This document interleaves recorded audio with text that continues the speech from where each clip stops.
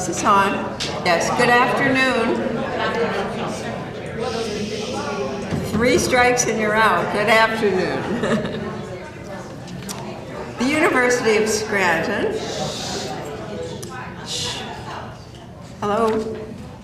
The University of Scranton enjoys the rare pleasure and privilege of having our distinguished guest here today visit our campus for the second time this year. We try to make it 3. When the ambassador spoke here in February to a university audience, I thought his message was so important that I was hopeful that he would be willing to come back to talk to our Schemel Forum audience. And he has been kind enough to say yes. We are deeply grateful. And particularly now, in our post-election mode, distinguished German philosopher Hannah Arendt spoke about the period after World War II as between a no longer and a not yet. I don't mean to over-dramatize this period between presidents, but we are in truth puzzled and uncertain about what will come next. And we are interested in seeing the world with a leader who will understand the rest of the world and our role in it. But back to our ambassador. I was eager for him to speak to the Schemel Forum because of our members are particularly interested and engaged citizens who need to be informed about the state of global affairs. Ambassador Donoghue is the co-chair with the ambassador from Kenya of the committee that created the new set of goals for the United Nations that defines its agenda. And I would like to add ours for the next 15 years. It is called Transforming Our World, the 2030 Agenda for Sustainable Development. This agenda is an agenda for all of us to understand it and consider ourselves active participants in it. It is critically important work that we must engage in if we choose to make our world sustainable for our own sake and, more important, for generations to come before. There's more going on at the UN that Ambassador Donoghue will talk about, so please welcome him with me.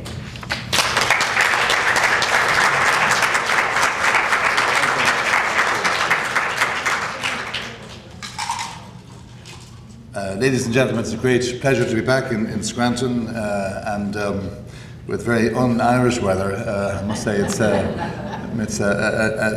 Indian summer. It's really great to be here from every point of view. Sandra introduced me very kind terms. We are at the UN as well as elsewhere trying to come to terms with the implications of the US election, and as a professional diplomat I probably have to be a little bit tight-lipped, but I'm sure you'll see you'll hear between the lines the same sense of apprehension at the UN as there might be elsewhere. In relation to the topic for today, I will try to sketch what the UN and what the world has achieved with these new sustainable development goals with which I happen to be associated. There was a follow-on negotiation this year relating to the global migration and refugee crisis, and I was also involved with that, and I'll touch on that as well. And I might, time permitting, just say a few words at the end about other challenges which the UN is facing and which, in a sense, will accompany our work over the next few years and will have to be addressed by the new US administration as well. First of all, the Sustainable Development Goals. This is a bit of a mouthful, but the concept of sustainable development is one which recognizes that poverty eradication, saving the planet, and creating conditions for balanced economic growth, that they are all interdependent, that you cannot achieve lasting poverty eradication unless you also recognize the challenge of environmental preservation and also helping countries to trade out of poverty, in other words, creating a basis for economic growth. So sustainable development is a concept which has caught on in the last 20 years or so, and it has 3 dimensions: the economic the social and the environmental. I say this because many of you will have heard of the Millennium Development Goals, which were adopted in the year 2000. Well, there are key differences between the Millennium Development Goals and what we have now agreed on, which I call the SDGs for short, or the 2030 Agenda is another abbreviation. One key difference is that the 8 Millennium Development Goals focused on the needs of developing countries, and they were really, in effect, the rich part of the world telling the poorer part of the world what it thought the poorer countries should do in order to get development assistance. So there was a slightly patronizing top-down approach to them. Now, the Millennium Development Goals achieved a certain amount, but in very, very broad terms, I would say that they were about 3/4 successful. One of them involved halving the number of people living in extreme poverty. That was achieved by a single decision on the part of the Chinese authorities to go for a new economic system which lifted large numbers of Chinese out of poverty. So if you like, we scored well on that, but in other more specific goals we scored less well. So overall, in very broad brush, I would say they were about 3/4 successful. They covered the period from 2000 to 2015. So the first key difference in the successor set of goals is that it is much, much wider. It addresses an enormous spectrum of issues. In fact, almost literally, it covers everything under the sun. I mean, the new set of goals, there are 17 of them in contrast to the 8 Millennium Development Goals. The 17 goals plus the 169 subsidiary goals, or their targets as they're called, they cover everything from health to energy, environment, sustainable cities, sustainable oceans, food safety, human rights, gender equality, water and sanitation. There is practically nothing that you can think of which has been omitted from these goals. So they are in effect the blueprint for the world. I mean, I'm a bit slow to use these extravagant descriptions, but transforming the world is in fact the title of it, and it is certainly the blueprint for the UN and its activities over the next 15 years. Because all 193 member states of the UN have signed up to the new goals, it is basically a blueprint for the world and for the planet. So the first key difference is the much wider spectrum of issues. The second one is that in contrast to the MDGs, the Millennium Development Goals, which were more or less dreamt up by a couple of UN officials and announced simply, these ones were negotiated word for word by all 193 member states. So that means, let's call it almost 200 countries, had to be in agreement with every word of the goals and what went with them. That was a tall order. And the third key difference is that, and this is a really new one, that the goals apply to every country in the world. They're not simply for developing countries, they are for every country. And so they're for the US as much as for Iceland, as much as for Sri Lanka, Suriname, you name it, they're for every country. The way in which you might well ask, how is that possible or feasible, because so many countries are at different points in their development. Well, let me give you an example.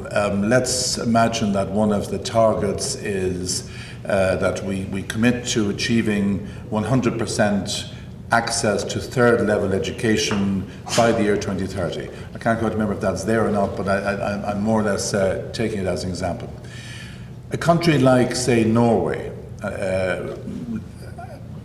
affluent, social conscience, might already have achieved that goal to perhaps 98%.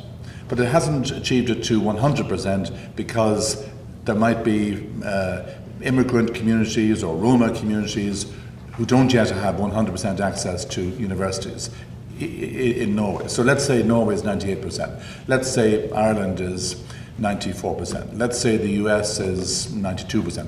Malawi might be 25%. So the whole point is that every country in the world is somewhere on the track towards 100%, but nobody is at 100%.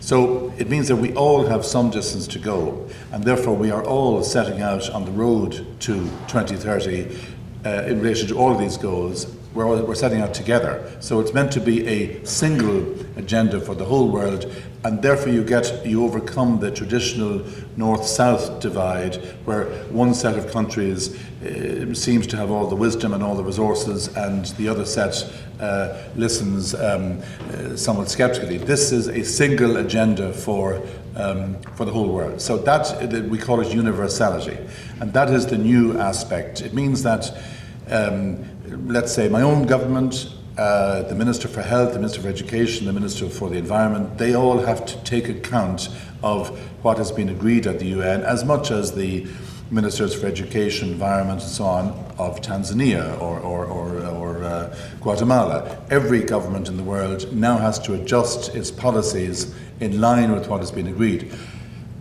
That said, a key point is that these are not legally binding goals. It would have been very nice but utopian to imagine that you'd get every country in the world to accept a legal sanction if it didn't achieve these development goals within the time scale envisaged.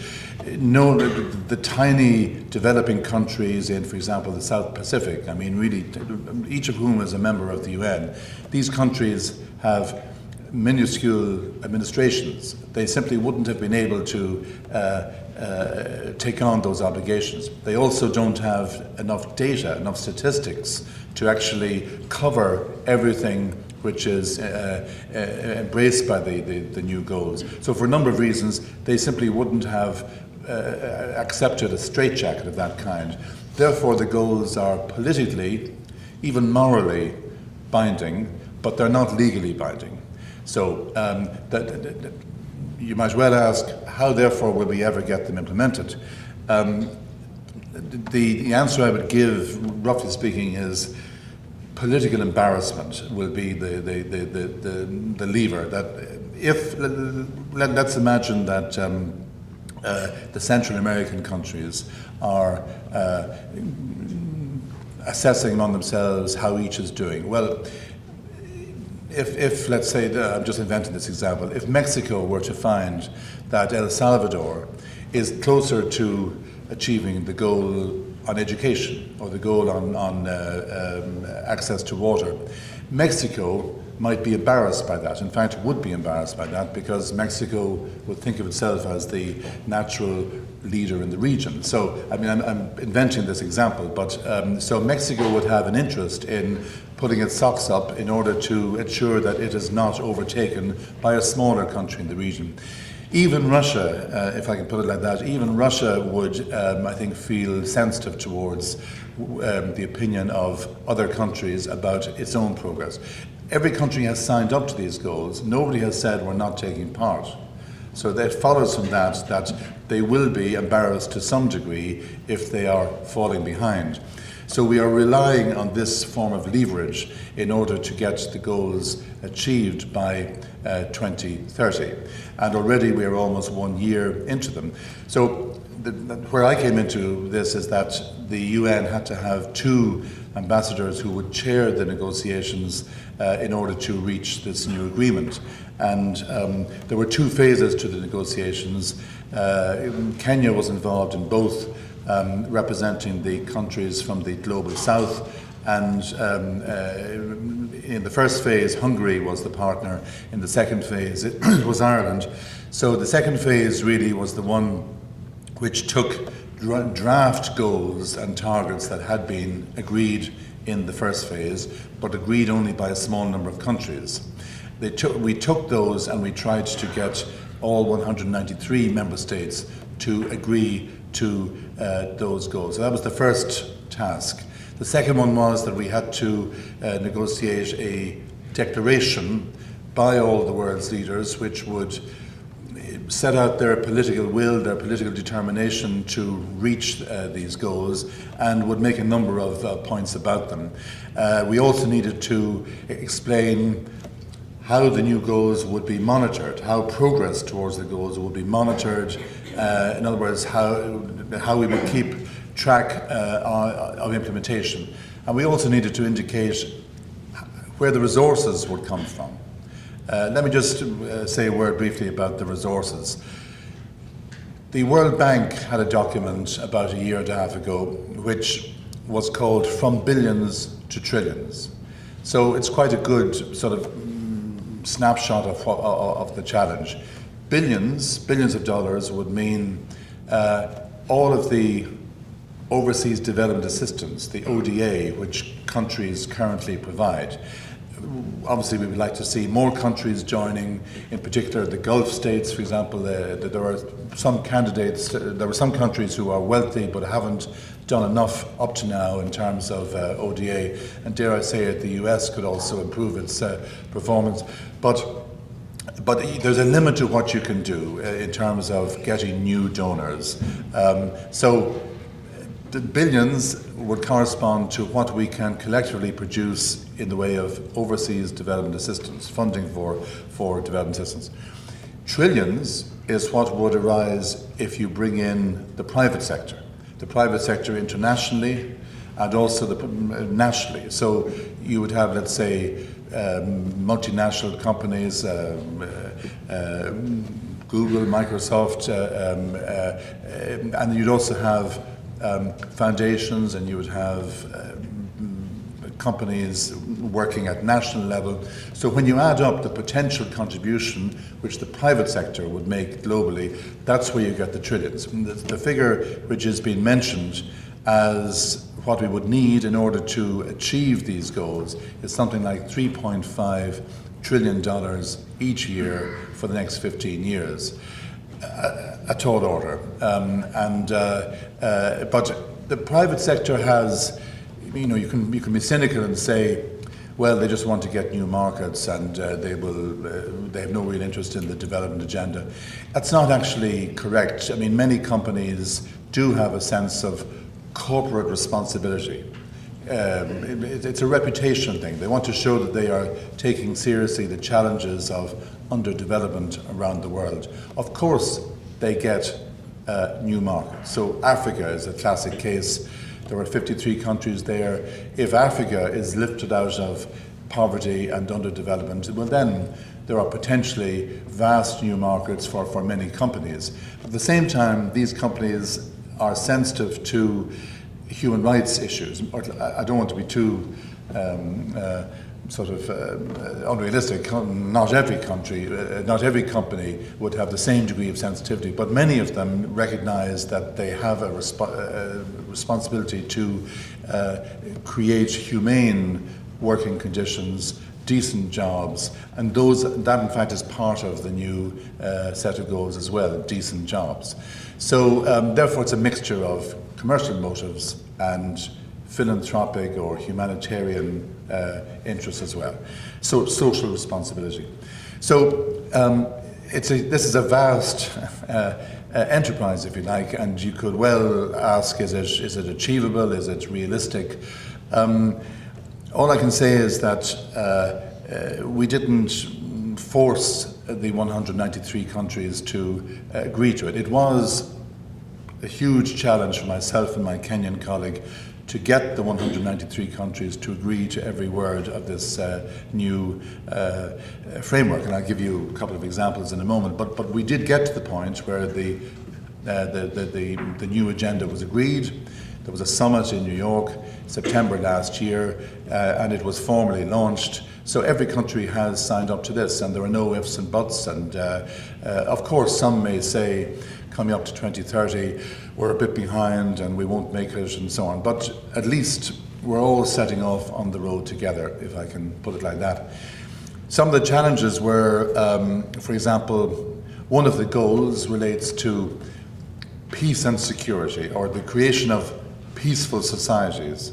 Now, in the global north, as we call it, and we are in the global north here, Europe would be the US, Europe would be, roughly speaking, in the global north.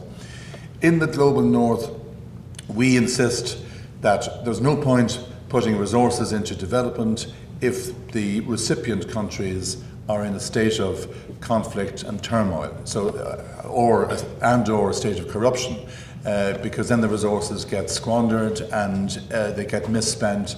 So you have a whole set of issues around accountability, transparency, human rights, the efficient use of resources. All of these go to making up peaceful and inclusive societies. So in the Global North, we would insist that that has to be an objective in its own right, that you cannot have lasting development without peace, to simplify it. Whereas in the developing world, there would be a more jaundiced view. They feared that if the North was insisting on this link between peace and development, they fear that there was really a different agenda behind it, that in effect the North would be saying, we'll only give resources to countries which are reasonably stable. So for example, a country like Somalia or a country like Afghanistan would get nothing on that particular theory. Whereas no, we say that's not the case. We're simply recognizing a fact of life, that a donor country is not going to be willing to commit resources if it fears that those resources will be immediately lost to corruption. So ending corruption and creating more accountable and more transparent societies, that has to be itself a development goal. So there was a big conflict among the countries on that point, but eventually we got compromise language in Goal 16. Another and slightly related issue was what's the degree of responsibility on the part of developed countries and on the part of developing countries? There was a concept known as common but differentiated responsibilities. Now, the developing countries insist that countries like the US and European countries have a greater responsibility overall to contribute to development costs worldwide, because these countries would say the richer countries are responsible for much of the malaise that we see. The US and European countries would argue that there are also significant responsibilities for the developing countries. For example, they can themselves generate more tax revenue. You can see how all these issues are linked. If you have more transparent government systems in some of these developing countries, well, then you can actually get significant tax revenue, which doesn't disappear into Swiss bank accounts. So, there were 2 points of view on that. And again, myself and my Kenyan colleague had to try to find language which would attract all 193 countries. To be honest, I did most of the drafting. The Kenyan was responsible for a lot of the tactics vis-a-vis the developing countries. And at the UN, you have 193 countries. 134 of them are in a block of countries called the Group of 77. I mean, this is just a ridiculous phrase that they never actually changed the phrase, but it means all the developing countries. There were 177 of them. Now there are almost twice as many. But they're still called the Group of 77. But the Group of 77, in fact, amounts to 2/3 of the membership, if not, or even more. So you can see that they had a very strong say in terms of what the final outcome would be. But we managed, myself and the Kenyan, had to actually agree every step of the way between ourselves.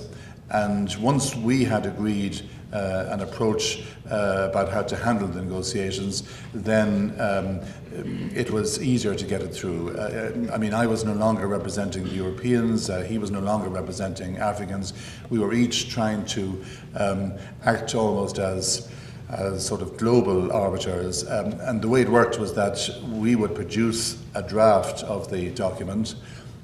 It would be discussed by the 193 member states and by civil society, NGOs. I'll come back to that in a moment.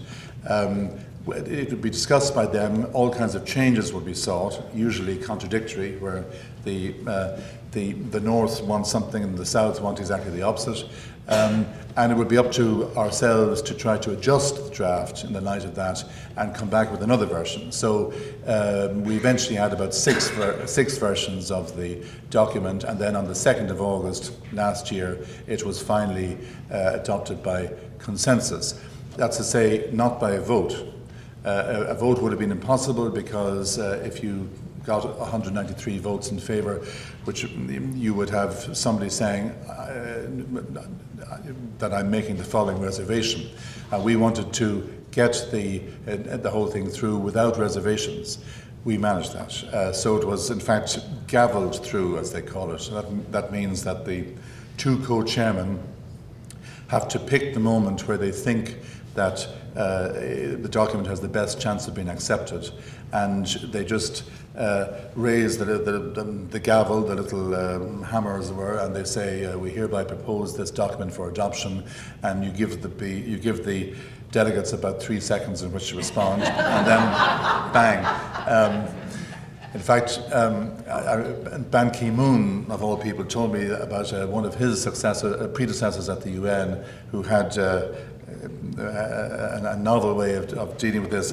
In my case, when we were doing the gavelling, we lifted it up quite clearly, and we said, we now propose the 2030 agenda for adoption. We did, maybe we gave them 4 seconds, but we then banged it, and people could see what was happening.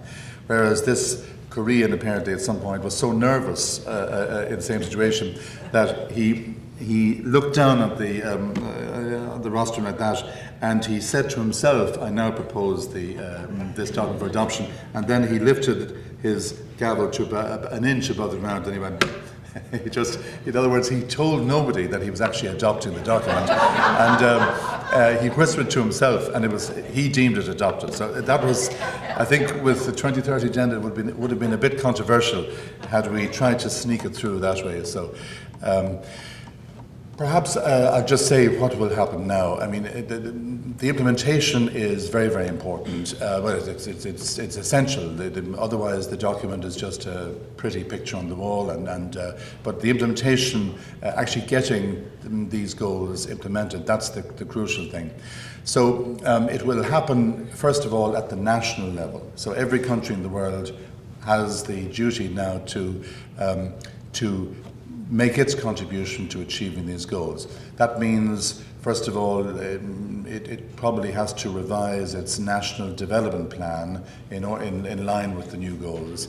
Secondly, this is a responsibility now for the centre of each government. So you cannot just say, right, the health minister will do this, the education minister will do that.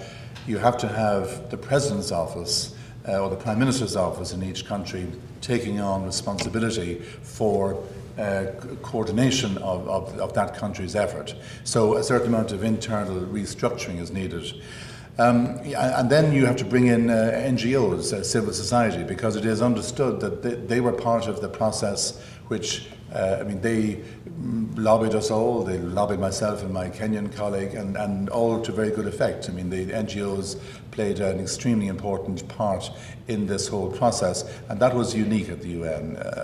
Usually the developing countries try to get rid of NGOs. So you say non-profits here, NGOs, what I would normally say.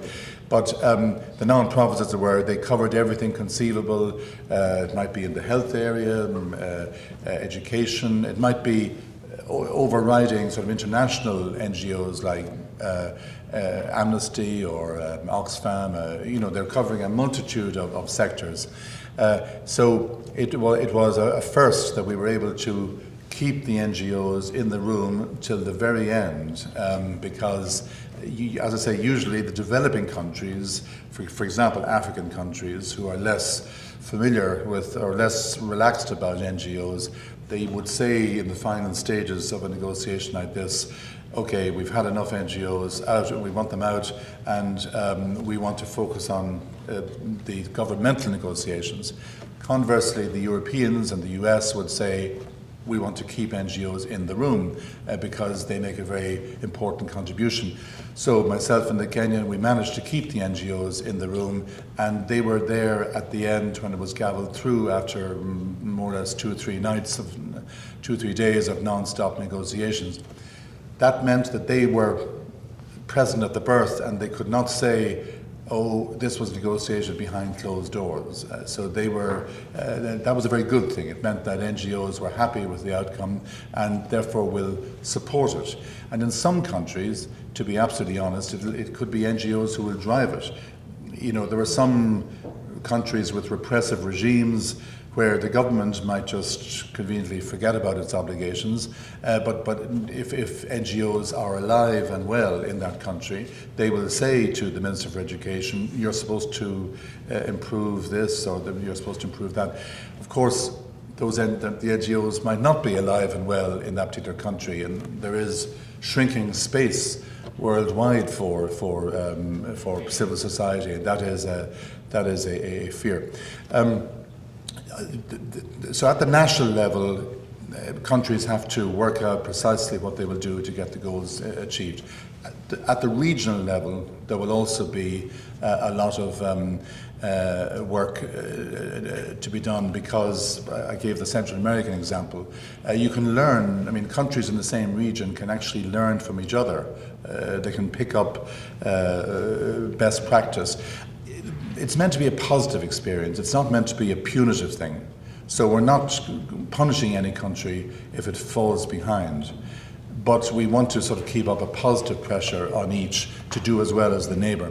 And then lastly, at the global level, there will be a new UN mechanism called the High-Level Political Forum, which will meet once a year and will review at the global level what is happening, and also it will hear reports from individual countries, voluntary reports on what they're doing. So it's not a case of summoning somebody, the teacher summoning some pupil who hasn't been doing too well. It's not that type of atmosphere. It's more that, say, Germany or Colombia would say, we will give you an example of what we are already doing to implement the new agenda. And as I say, it's meant to be a positive learning experience.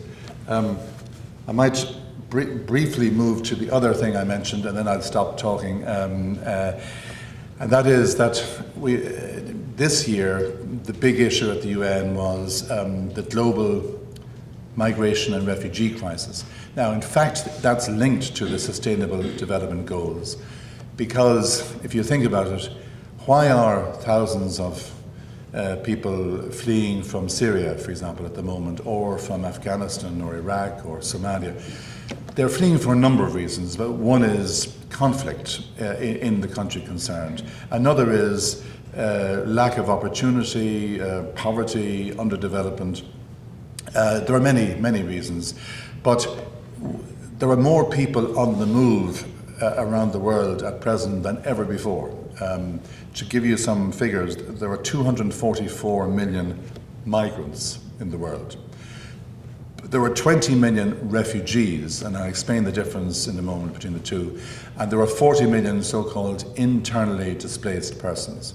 So the 244 million migrants, most of those would be what we call economic migrants. So my country, Ireland, obviously provided a large number of Irish immigrants to the US over the last 150 years, and they were economic migrants. Well, perhaps they had to leave also because of conditions in Ireland, but they were coming to make a new life in the US, and I hope that they'll still come. And you can obviously think of Mexico in the same light. I mean, many, many countries have immigrants into the US. So, strictly speaking, no particular assistance or support is needed for them. But if you look at the Syria situation, there you have people who are fleeing because of the war happening in their country. And they're fleeing mainly in the direction of Europe, and you can see the tragic situations we've had in the Mediterranean and so on. They are not actually refugees, they are migrants. a refugee is defined by a thing called the 1951 Refugee Convention. It's an international instrument, and it says that if you are the victim of political or religious persecution, then you are deemed to be a refugee. But that implies that you individually have had some experiences to demonstrate that.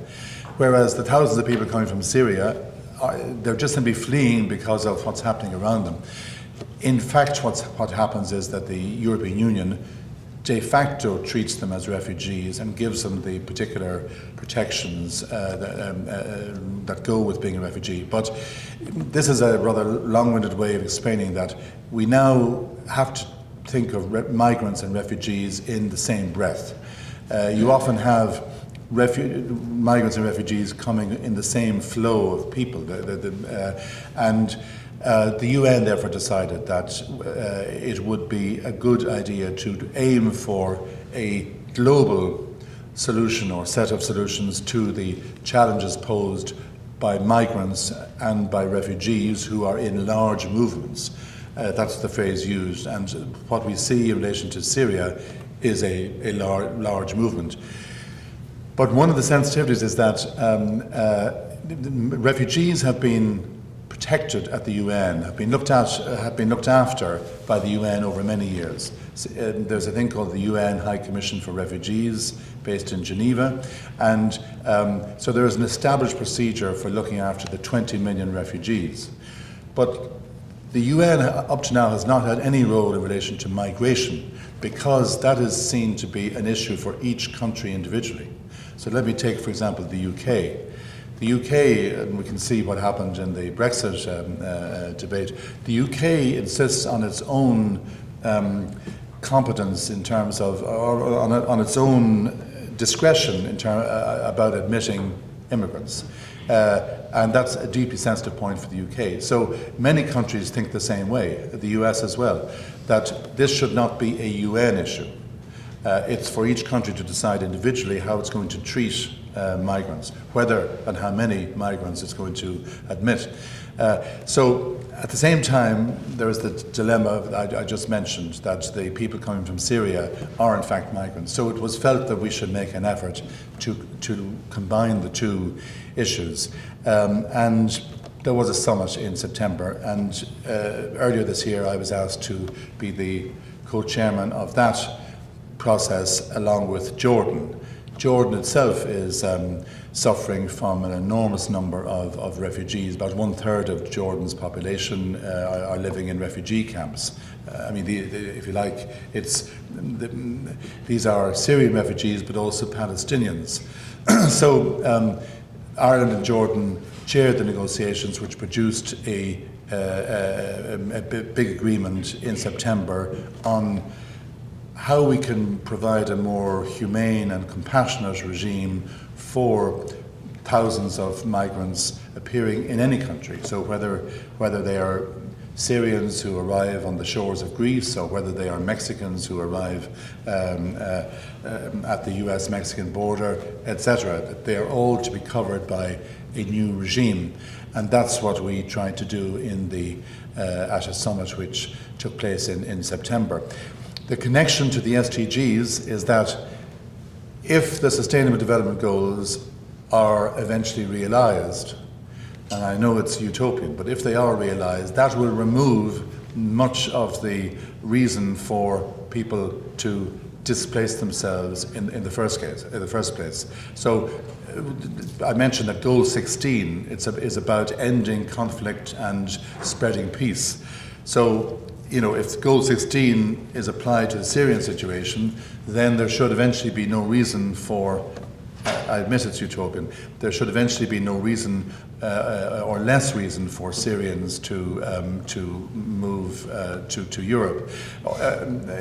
In Africa, you have many, many African countries where young people just want to head north, to North Africa and then to Europe. They're doing that not because of conflict necessarily, but because of economic opportunity. So we're going to be seeing, I mean, migration is a fact of life and will be an even more obvious fact of life over the next 20, 30 years. So it is a huge challenge for the world. One in seven human beings is a migrant. And if you think about this country and how many people are of immigrant background, and this Canada, I mean, almost every country has some proportion of immigrants. So it's an issue which won't go away and to which we have to find global solutions. And the final point I'll make is that one of the dilemmas is that refugees, obviously in the strict sense, would be seen as an unfortunate phenomenon, if you like. They are the victims of various factors beyond their control.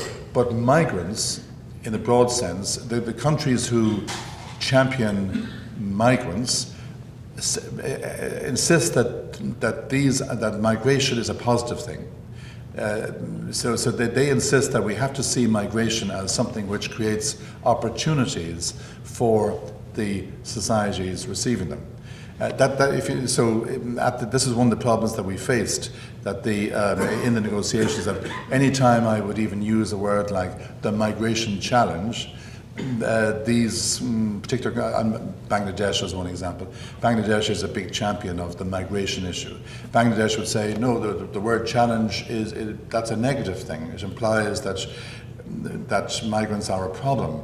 And I mean, it took me a while to accept that this was a legitimate point of view, but basically we have to see migrants as an opportunity for the country concerned, for the receiving country, not as a problem landed on the doorsteps of the receiving country.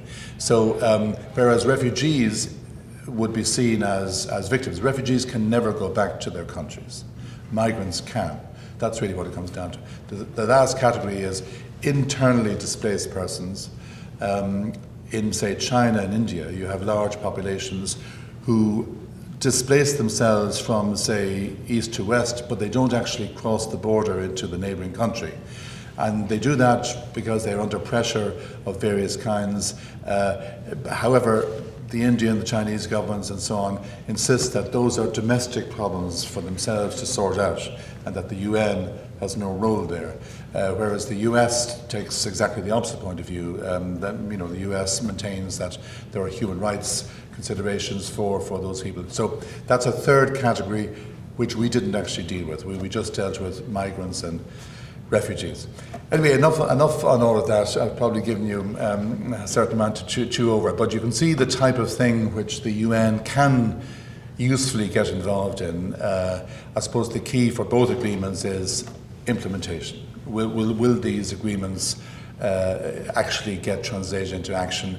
And we just have to keep up the pressure on each other in relation to that. But it was my privilege as the Irish ambassador to be associated with both, and they are probably the two best pieces, or if you like, with the climate change agreement, those were the three most positive developments at the UN in the last couple of years, and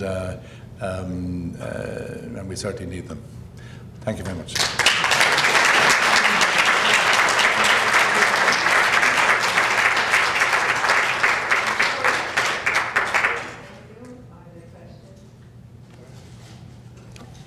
Please. Under your 2030 agenda, Under your 2030 agenda, what is the process for 98% Norway to give assistance to 25% Malawi? You mean for Norway to give assistance, or no? I didn't quite get the question. What side? To fulfill its program of reaching out to needy countries, as you illustrated Malawi. How is that accomplished? Well, okay. One way in which the goals will be achieved, whether it's that example I gave or others, is to create partnerships. So partnerships would mean, let me take an example. If, say, an effort is to be made to strengthen the primary school sector in Tanzania, you could have a partnership involving the Danish government, the Gates Foundation, UNICEF, maybe some other UN agencies, maybe the World Bank. You could have a disparate grouping of players who would get together and decide that they're going to do something specifically about the primary school sector in Tanzania. But nobody will dictate these partnerships. They have to come into being voluntary, spontaneously. And that is actually what's happening at the moment. So I suppose in the case of Malawi, to improve its access to third level education, if that was I picked a bad example there because in a country like Malawi, you first have to focus on primary education and then on secondary education. But whatever the project is, it would depend on a partnership being created or several partnerships created to advance that particular goal. Of course, the Malawi government itself would be one of the partners. And it will always be done in conjunction, in fact, at the behest of the government concerned. But what's new there is the involvement of the private sector. Up to now, it would just have been, say, the Irish government or the Danish government would support the Tanzanian government in its, or whatever it is, in its efforts to expand its education sector. Now you would have foundations, the World Bank, and big companies all involved in a single enterprise. Would there be a central processing structure? In the Tanzania, in the host government, there would be a central structure there. Yeah. Yes. Would the UN be the people clearinghouse for this? No, I mean it's in a way that flows from the previous question. The UN is not meant to be the clearinghouse. So these are meant to come spontaneously into existence. So the UN might be a player. It might be that UNDP is one of the players. It might be that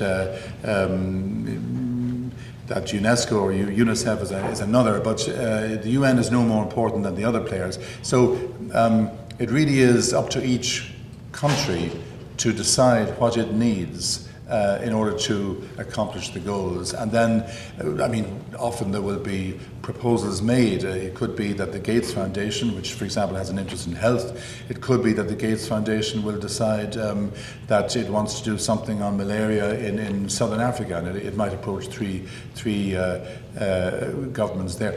I should explain that the goals are relatively straightforward. I haven't memorized them, but the health goal might be something like we will ensure good health and well-being for all people of all ages. That would be the goal. But under it, you would have 8 or 9 specific targets, which are like subsidiary goals. One might be to do with HIV/AIDS, another might be to do with maternal health, and so on. But of course, there's a huge amount of detail which doesn't get covered in even within the 8 or 9, and that has to be just worked up at the ground level. And often NGOs will be the ones drawing attention to what's required.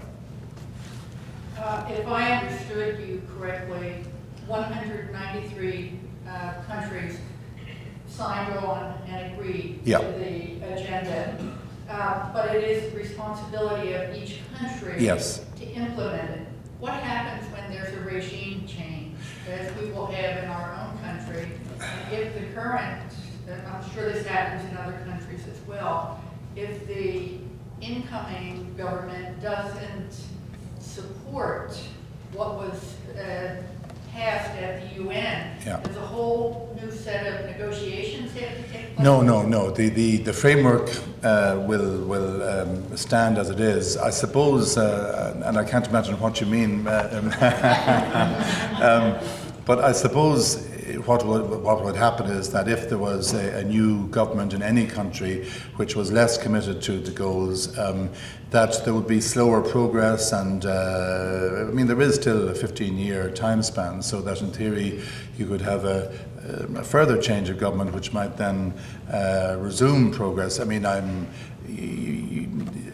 the end of the day, it's not a legally binding framework. So therefore, if a country decided to down tools altogether for the next 15 years, it means that country will be embarrassed potentially vis-a-vis other countries. but that is all. I mean, there's no international court to which we can hold the offending country. It's really it's a collective project, and political or embarrassment is really the way I would describe the incentive. Yes, is there any country or NGO who has, that has assumed the leadership or signed,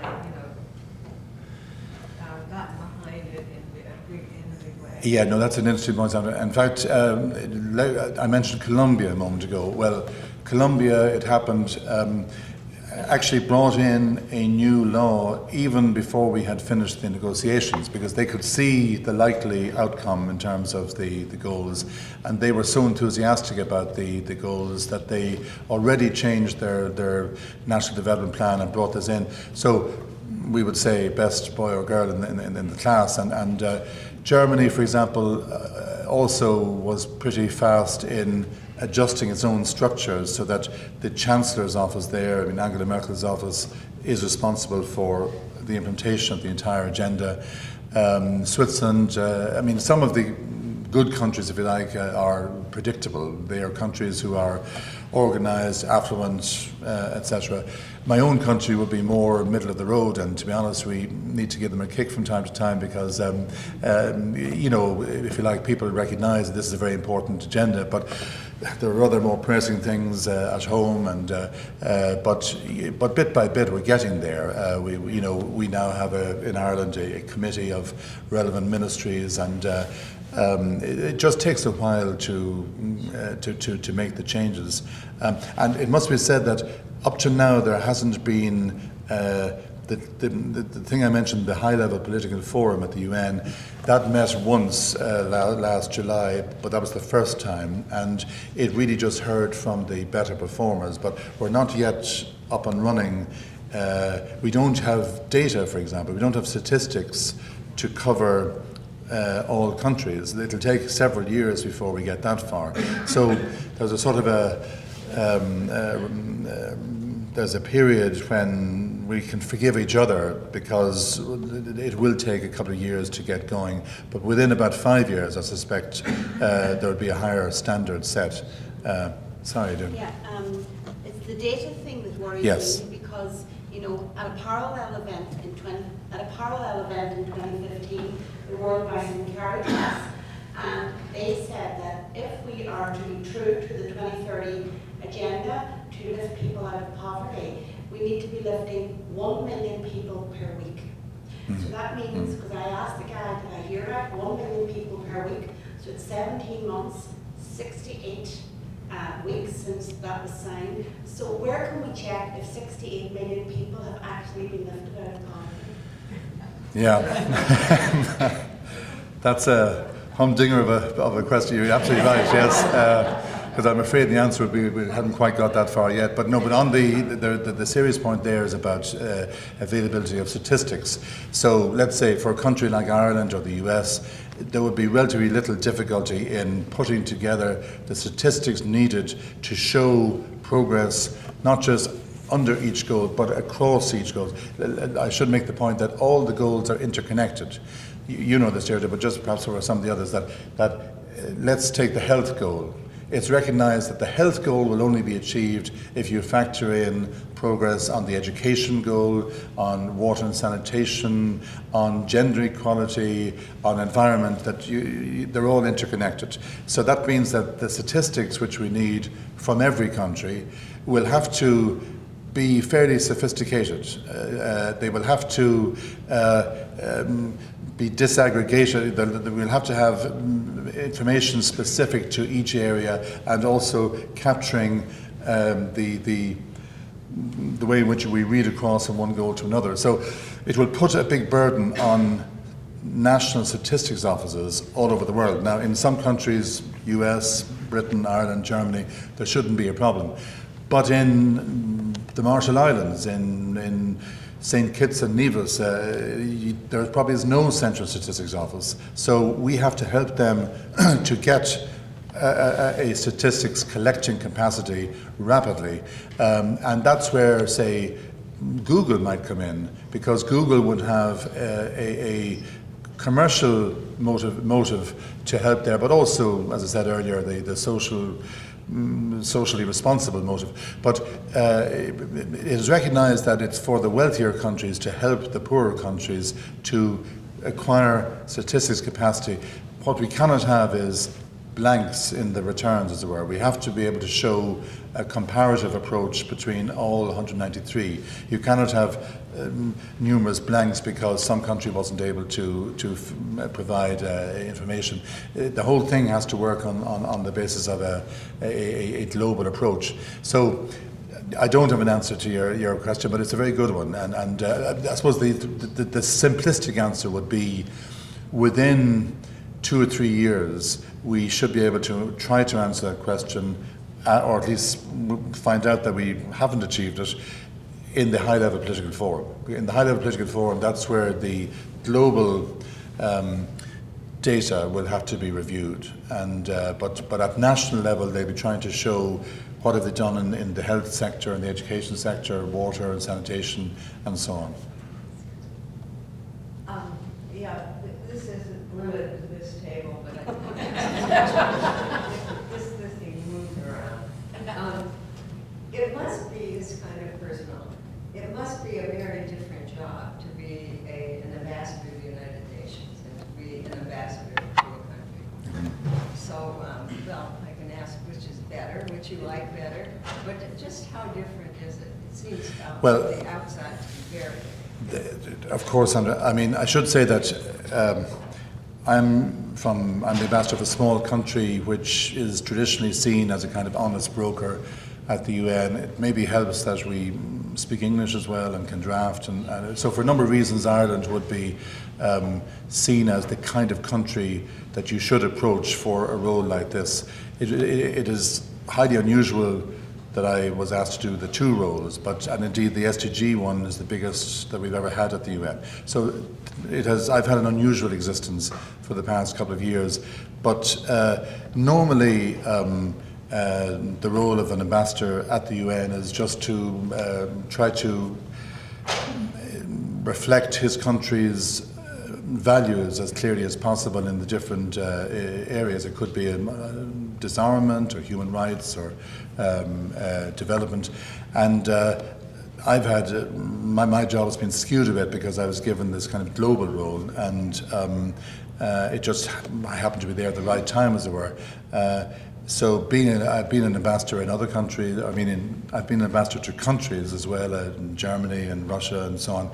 And there you've got a very specific task, which is to try to advance your country's interests in that where you are. So of course, Ireland is a small country, and in a place like Russia, I was competing with larger countries to get some slice of the action there, and so that's a challenge in its own way, and the same in Germany.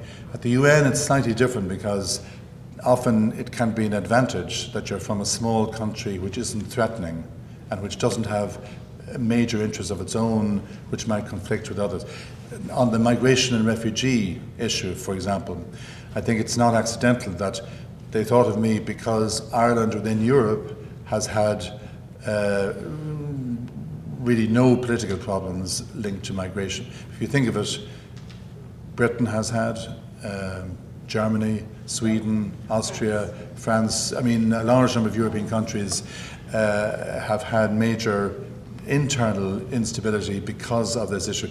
Ireland is in the happy position that we are ready to take 5,000 Syrian refugees, but we are way up in the northwest of Europe beyond Britain. They'd have to pass through Britain to get to us.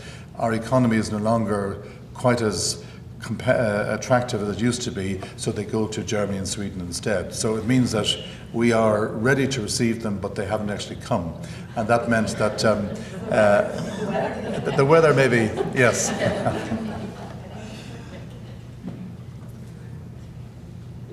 No other questions? Let me just say.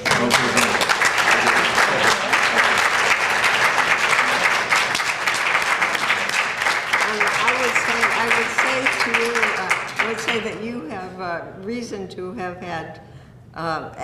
be part of the action in the UN because of your skills. And it's good for all of us in the world. So thank you very much for coming.